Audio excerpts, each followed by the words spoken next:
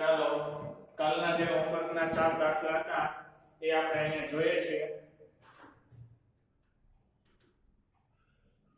8મો દાખલો 36 મીટર ઊંચાઈની ટેકરી પરથી નિરીક્ષણ કરતા એક મિનારાની ટોચનો અવશેષ કોણ 30 અને તેના તળિયાનો અવશેષ કોણ 45 માલુમ પડે છે. મિનારાની ઊંચાઈ શોધો. મિનારાની ઊંચાઈ શોધો. એક ટેકરી છે, જો આ આકૃતિ પેલા આવા પ્રકારની એક ટેકરી છે, બરાબર. આ ટેકરીની ટોચ પરથી જોવે. હવે ટેકરી ઊંચી છે કે મિનારો ઈ નક્કી કરવાનું. અવશેષ કોણ લખ્યું હોય, જ્યાંથી જોતા હોય ત્યાંથી અવશેષ કોણ લખ્યું હોય તે ઊંચું હોય, અવશેષ કોણ લખ્યું હોય તો નીચું હોય. હવે લખ્યું છે નો અવશેષ કોણ એક મિનારાની ટોચનો અવશેષ કોણ. પેલા ટેકરી થી આ મિનારાને જોવે છે,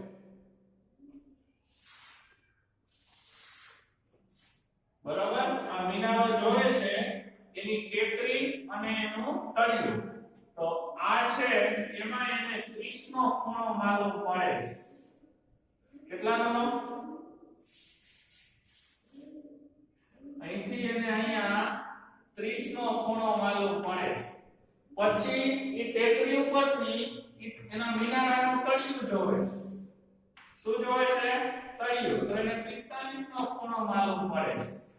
તો આવી રીતે આકૃતિ થાય. ટેકરી A B આ C અને આ D, બરોબર. અહીંયા જે વચ્ચે એક આવશે અને આ D આપી દો આને નામ.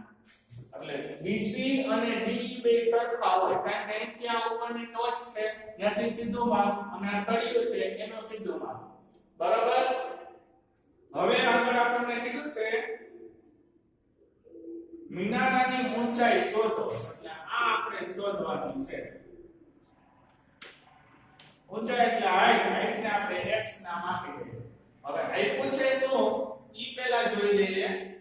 36 મીટર ઊંચાઈની ટેકરી પરથી આનું માપ આપ્યું છે 36 મીટર. ટેકરીનું માપ તમને આપ્યું છે 36 મીટર. હવે ગમે એકને તમારે x ધારવો પડે. હવે અહીં આ વેલ્યુ છે, પેલા tan 45 ને આધારે સામેની બાજુ શું થાય? tan 45 ને આધારે સામેની બાજુ AB અને પાછળની બાજુ BC. BC અને DE આ બે સરખા હોય, કારણ કે બે સીધી લાઈનમાં જ છે, બરાબર.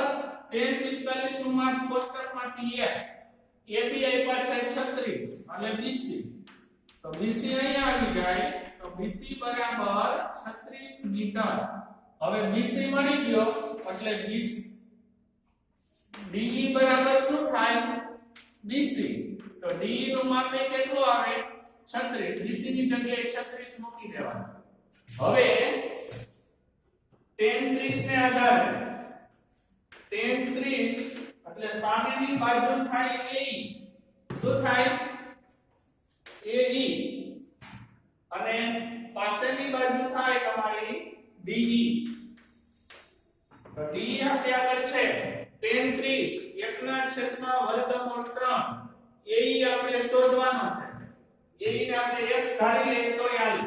તો AE માંથી આ આખા AB માંથી આટલો AE કાઢી નાખો તો 8 ને ટેકરી આ મિનારો છે અને આ અહીં ટેકરી છે. આ બે હોય ને તો આ માપ મળી જાય ને BE એટલો જ તમારો CD હોય. B થી E સુધીનું માપ હોય ને એટલું C થી D સુધીનું માપ હોય. તો અહીંયા આવશે 36. 36 આ બાજુ અંશમાં આવી જાય છેદમાં √3 AE. 12 તેરી 36 એટલે 12 છેદમાં √3 AE. √3 ઉડી જાય એટલે AE બરાબર 12 √3.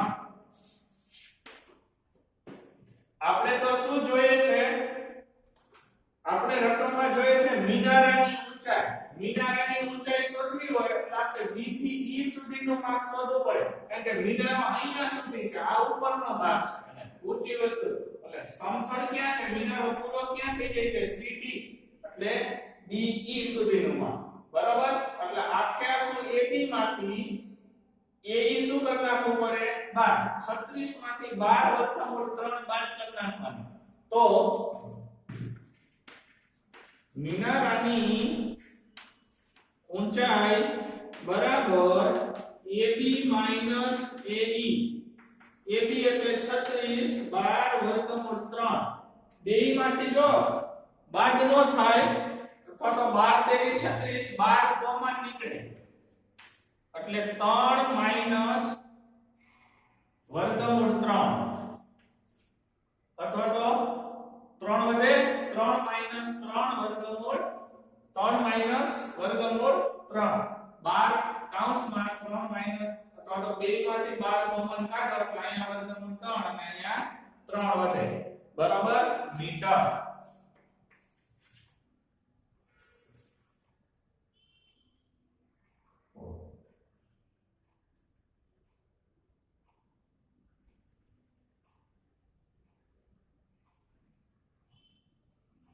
અથવા તો વર્ગમૂળ 3 માઈનસ 1 એક કોમન નીકળે. એવી રીતે કરવું હોય તો આના પહેલા ભાગ કરી નાખો. 12 * 36 એટલે 12 વર્ગમૂળ 3 ગુણ્યા વર્ગમૂળ 3 અને 12 વર્ગમૂળ 3 આમે થાય તો 12 અને વર્ગમૂળ 3 કોમન નીકળે એટલે અહીંયા વર્ગમૂળ 3 માઈનસ 1 આવી રીતે આવે મીટર. આ મિનારાની ઊંચાઈ આવી ગઈ. મિનારો આટલો ઊંચો હશે 12 વર્ગમૂળ 3 કૌંસમાં વર્ગમૂળ 3 માઈનસ 1, બરાબર. ચાલો દાખલો લખી લ્યો.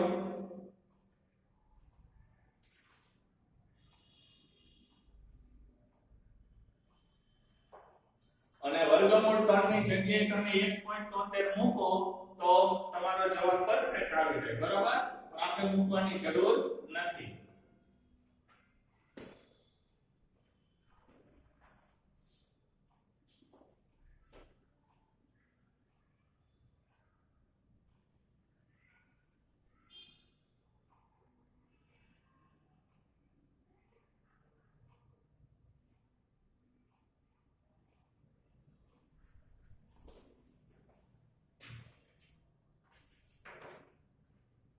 યાસીનભાઈ રોજ સૂચના આપવી પડે કે ટાઈમે હાજર થઈ જવાનું અને કોઈ દિવસ નથી હોમવર્કનો ચોપડો આપવા આવવાનો, નથી કઈ પેપર આપવા આવવાના. કાલે સ્કૂલે મળી જાજો ભાઈ.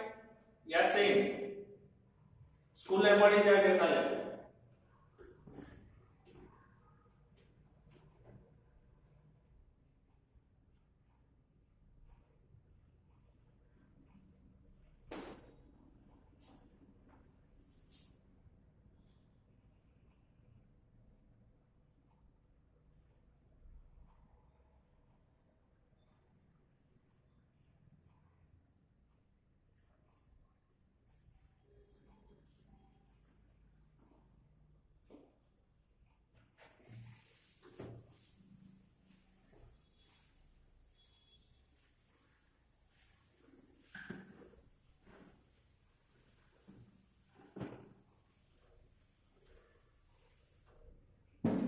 ચાલો ત્યાર પછી હોમવર્ક નો નવો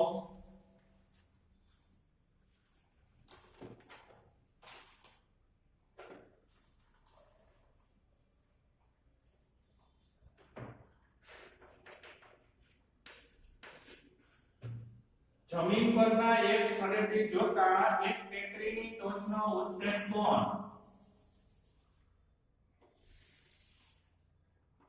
આ ટેકરી આપી છે એ ટેકરીની ટોચનો ઉત્સેક કોણ આ એક સ્થળેથી જોવે છે, બરાબર.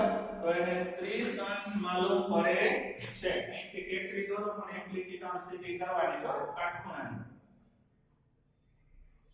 ત્યાંથી સીધી રેખા ટેકરી તરફ 73 મીટર ચાલ્યા પછી અહીંથી 73 મીટર આગળ ચાલે અને અહીંયા પહોંચે દાખલા તરીકે, અને પછી પાછી ટેકરીની ટોચ જોવે છે તો એને 45 નો ખૂણો માલુમ પડે છે. તો ટેકરીની ઊંચાઈ શોધો. આ તમારે શોધવાનું. આ A, આ B, આ C અને આ D. હવે જો અહીંયા ધ્યાન પહેલા આને આપણે x ધારી લો માપ છે આને x ધારી લ્યો તો આખે આખું માપ BD બરાબર કેટલું મળે તો કે x 73 કાલે આપણે આવો એક દાખલો ચોપડીનો ગણી લીધો છે બરાબર પહેલા tan 30 ને 45 ને આધારે tan 45 સામેની બાજુ એટલે AB અને પાછળની બાજુ એટલે BC tan 45 નું માપ કોષ્ટકમાંથી AB એમ નો BC નું માપ x તો AB x આ બાજુ આવે એટલે AB બરાબર x થાય સમીકરણ નંબર 1 આ x નો જે જવાબ આવે ને ઈ જ AB છે બરાબર ત્યાંથી માં મૂકી દેવા હવે tan 30 નું માપ સામેની બાજુ એટલે AB થાય પાછળની બાજુ અહીંથી ગણવાની હો BD થાય AB ના છેદમાં BD 1 ના છેદમાં વર્ગમૂળ 3 AB નું માપ આપણે એક જ રાખવાનું શોધવાનું અને BC નું માપ સોરી BD BC નહીં BD તો BD નું માપ x 73 અહીં આવી જાય તો x 73 ના છેદમાં વર્ગમૂળ 3 બરાબર AB પરિણામ નંબર 1 2 માં AB બરાબર સરખા છે AB તો સામેની બાજુ કેવી હોય સરખી એટલે સરખાવી દેવાની પરિણામ 1 અને 2 સરખાવતા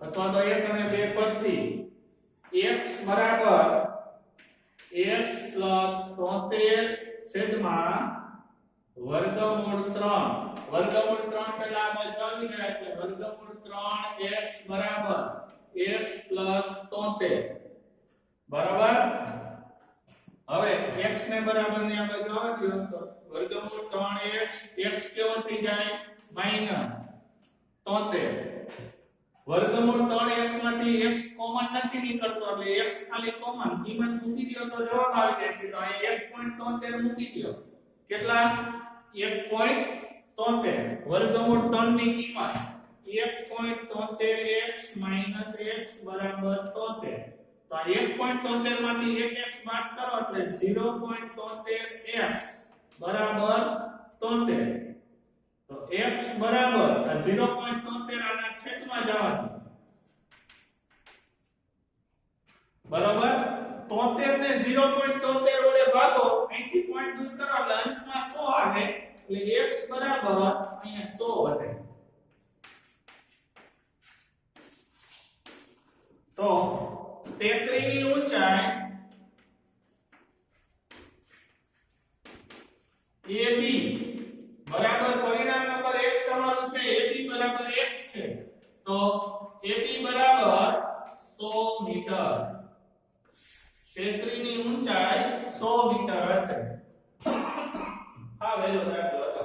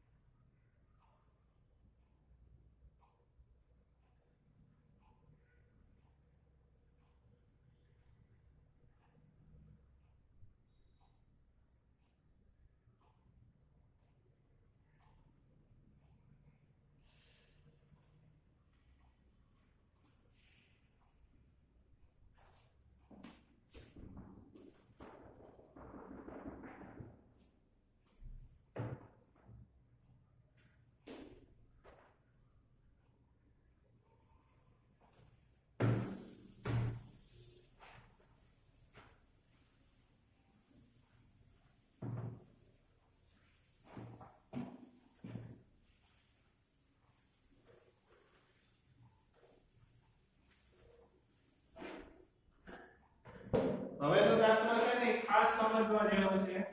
જોજો ખૂણાનું માપ શોધવાનું કીધું છે. જમીન 15 મીટર ઊંચાઈના ઇલેક્ટ્રિકનો એક થાંભલો, એટલે કે આ 15 મીટર ઊંચાઈનો એક થાંભલો છે. આની ઊંચાઈ કેટલી? 15 મીટર. અહીંયા બોર્ડ ઉપર ધ્યાન રાખજો તો જ આવડશે. આ વેલ્યુ છે, એક માર્કના વિકલ્પમાં પૂછી 15 મીટર ઊંચાઈનો થાંભલો જમીનથી 5 મીટર ઊંચાઈએથી વળીને જવાથી ઉપરનો છેડો જમીનને અટકે છે. હવે અહીંયા 5 મીટરથી અહીંથી વળી જાય. થાંભલો આ છે કે અહીંથી વળે એટલે આ છેડો અહીંયા જાય કે નહીં? એટલે આનું માપ કેટલું આપ્યું છે? 5 મીટર. જોજો અહીંથી વળે છે એટલે આ થાંભલાનો આ ભાગ છે અહીંયા જાય. આવી રીતે આકૃતિ થાય. તો અહીંયા કેટલાનો ખૂણો બને? હવે અહીંયા ધ્યાન રાખજો, આખે આખું માપ આ લ્યો, આ A, આ B, આ C અને આ D. બોર્ડ ઉપર ધ્યાન. B થી થાંભલો વળે એટલે આ A છે ઈ ક્યાં જાય? અહીંયા જાય. એટલે આ A છે ઈ જાય A હોય, D હોય, બરાબર? એટલે આ માપ છે, આ માપ કેટલું આવ્યું? 5. તો આ કેટલું હોય? 10. તો આ 10 થઈ ગયું કે નહીં? બરાબર. હવે અહીંયા યાદ રાખજો, આકૃતિમાં કાઈ ગણતરી કરવાની જરૂર નથી. એક નિયમ છે કે જે બાજુનું માપ, હવે આ ખૂણાને આધારે આ સામેની બાજુ થાય અને આ કર્ણ થાય. તો સામેની બાજુ કરતા કર્ણ જ્યારે બમણા માપનો હોય, આ 5 છે, આખે આખું 15, તો આ 10 છે, આ 10 હોય, વળીડામ આવે છે. એટલે તો કર્ણનું માપ બાજુ કરતા જ્યારે બમણું હોય ત્યારે બાજુની સામેનો ખૂણો હંમેશા 30 અંશનો હોય. ત્રણ વિકલ્પ અલગ અલગ રીતે પૂછી શકે. 30 ના માપના ખૂણાની સામેની બાજુ કર્ણ કરતા ખાલી જગ્યા હોય છે તો કેવા માપની? અડધા. વિકલ્પ એવા અડધું, બમણું, 4 ગણું કે 8 ગણું. તો અડધા માપની હોય. બીજો પ્રશ્ન એવો પૂછે કે 30 ના માપના ખૂણાની સામેની બાજુ કરતા કર્ણનું માપ ખાલી જગ્યા હોય છે તો જવાબ આવે બમણું. ત્રીજો પ્રશ્ન એવો પૂછે, સામેની બાજુ કરતા ખૂણાની સામેની બાજુ કરતા કર્ણનું માપ જો બમણું હોય તો ખૂણો ખાલી જગ્યા હોય. 30 અંશ, 45 અંશ, 60 અંશ કે 90 અંશ? તો જવાબ આવે 30 અંશ. રેડી? અહીંયા આપણને ત્રીજો પ્રશ્ન પૂછ્યો પણ આટકતરી રીતે પૂછ્યો. થાંભલો આખો 15 મીટર છે, એમાં 5 મીટર થી વળે છે એટલે વળેલો ભાગ તમારો કર્ણ થાય ની 10 મીટર થાય. આ 5 છે ને આ કેટલા મીટર છે? 10 મીટર છે. અહીંયા લખી નાખો કે ખૂણાની સામેની બાજુ કરતા કર્ણનું માપ બમણું હોય, બમણું અથવા તો 2 ગણું હોય તો બાજુની સામેના ખૂણાનું માપ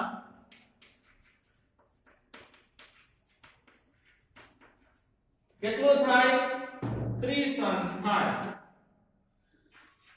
તો જવાબ આવી ગયો કે સામેના ખૂણાનું માપ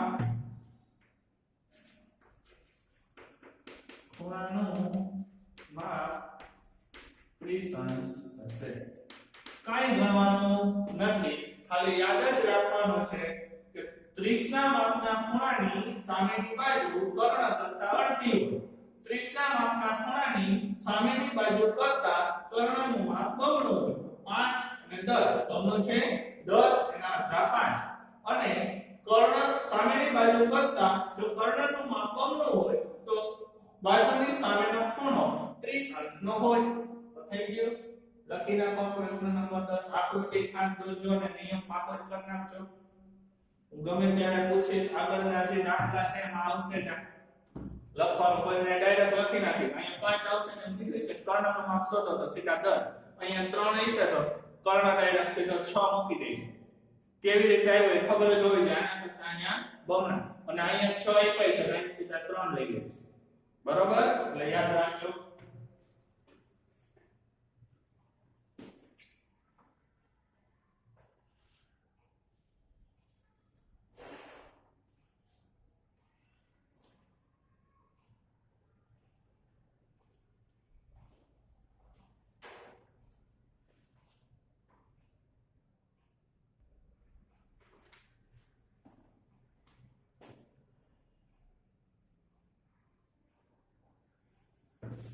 ચાલો છેલ્લો દાખલો હોમવર્કનો.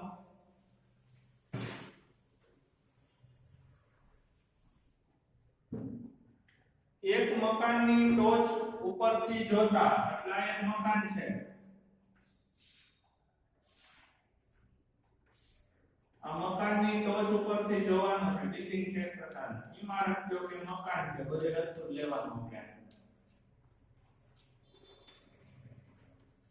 આ મકાનની ટોચ ઉપરથી જોતા સામે એક તમને ટાવર આપ્યો છે. શું આપ્યું છે? ટાવર.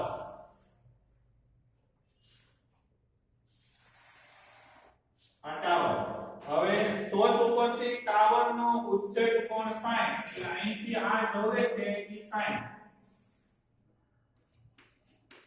ટાવર ઊંચો છે, ઉચ્છેદ કોણ કીધું છે. અને પાયાનો અવછેદ કોણ, એટલે અહીંથી અહીંયા જોવે એનો તળિયું, એટલે આ 30. બરોબર, અહીંથી નામ આપવાનું ચાલુ કરો. A B C આ D અને આ E. બરોબર, હવે અહીંયા બોર્ડ ઉપર ધ્યાન. મકાનની ઊંચાઈ 40 મીટર હોય. આ કેટલા મીટર? 40. એટલે આ C થી D સુધીનું માપ 40 થાય.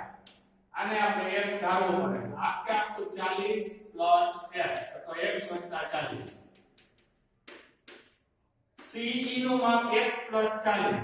હવે AD અને BC સરખા હોય. બરાબર, અહીંયા આપ્યા નથી. હવે tan 30 ને આધારે સામેની બાજુ કઈ થાય?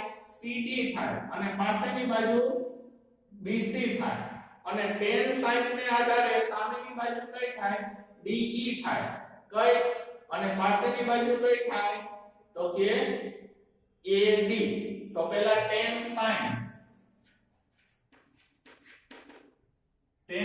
સામેની બાજુ DE અને પાછળની બાજુ AD.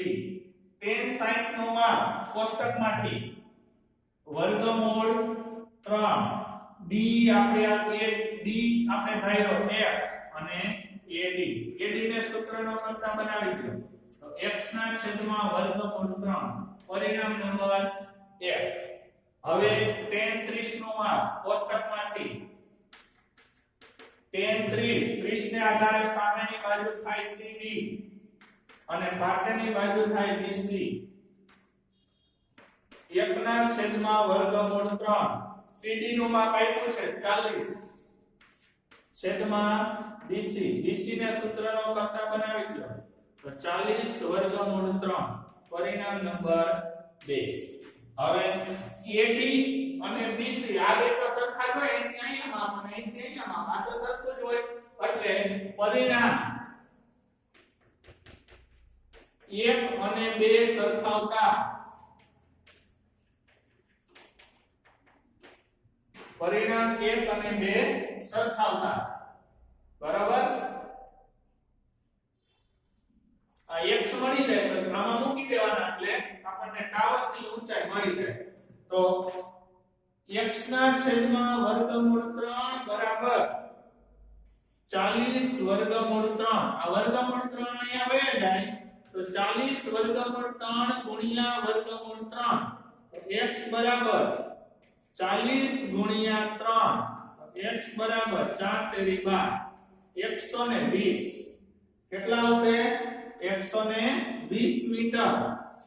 તો ટાવરની ઊંચાઈ બરાબર x પ્લસ 40 છે. 120 તો ખાલી x છે, આ માપ છે, આ 40. એટલે 120 પ્લસ 40 એટલે 160 મીટર. ટાવરની ઊંચાઈ 160 મીટર હશે. કેટલી? ચાલો આવડશે આવા દાખલા. વચ્ચે પાછા 3-4 એવા આપીશ, નહીં થાય તો આપણે પાછા કરશું, કારણ કે પ્રેક્ટિસ વર્કમાં 37 દાખલા છે ટોટલ, આપણે જે 11 પહોંચ્યા છે. બરોબર, ચાલો આ લખી લ્યો.